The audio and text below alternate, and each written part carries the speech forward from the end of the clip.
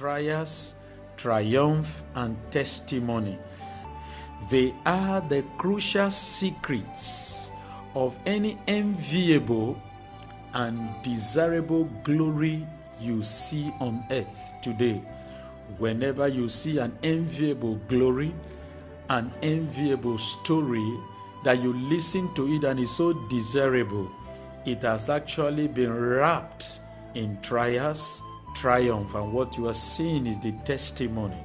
In the church and society today, I see many people who are happy in the valley of life. Some of these people have certain levels of achievements and comfort, yet they are at the valley of life.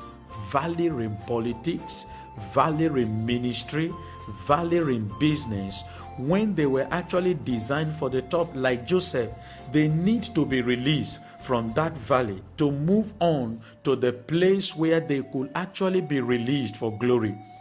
Jacob was a loving father to Joseph. His love for him released him from the valley of Hebron to go to Shechem. That release was wrapped with trials and pains, but it took Joseph out of the valley. Today, I plead with the God of all love and mercies, the author of creative providence, that his love and grace will lift someone listening to me today from his or her valley to move on to the destinations of opportunities. Joseph met a helper at Shechem who further released him to Dothan. When he got to Shechem, the man he found told him that your brothers are no longer here.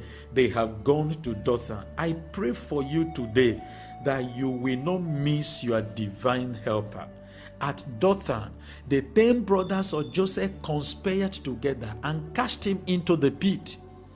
But Genesis chapter 37 verse 29 is very interesting. It says, Reuben returned to the pit, and indeed Joseph was not in the pit. No one will return to find you in the pit of life. You are designed for the pinnacle of life. You are designed for the palace and not the pit. Reuben returned because he wanted to bring Joseph out of the pit so that he can use it to prove a point to the father for the atrocities of his past. There are people who just want to make use of your life as if they are the one who have helped you. But God will not allow his glory to be shared by any man. Coming out of the pit was a triumph for Joseph. Escaping from the hands of Potiphar's wife was another triumph for him. The desire to be trapped in sex before or outside marriage is only a trial. The enemy sends it as his messenger to see if he can use it to truncate your destiny. But you listening to me today, don't succumb. Run away from that desire. Run away from that trap of the enemy. All the conspiracies and plots of evil against you in the family, in the church, in the ministry. Sometimes people conspire against you because they can't stand your success. They can't stand the presence of God around you. They can't stand what God is doing with your life in the family, in the church, in politics, in business. Wherever you find yourself, and as a result, they just plot evil against you. They want to cast you into the pit. They may have cast you already into the pit, but I pray for you today that grace will be released unto you so that you can come out of that pit. Rise up and come out of that pit. Grace has come to take you out. You know what? After trials and triumph, there will certainly come testimony.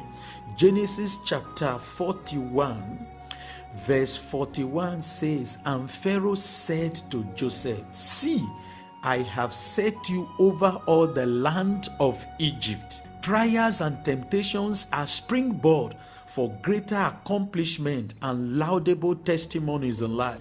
I pray for you today that you will not yield to Satan's evil desires. I pray that may God grant you wings to soar out of all pits you are in currently. Receive grace to triumph over all the hurdles of life and ministry in the name of Jesus Christ.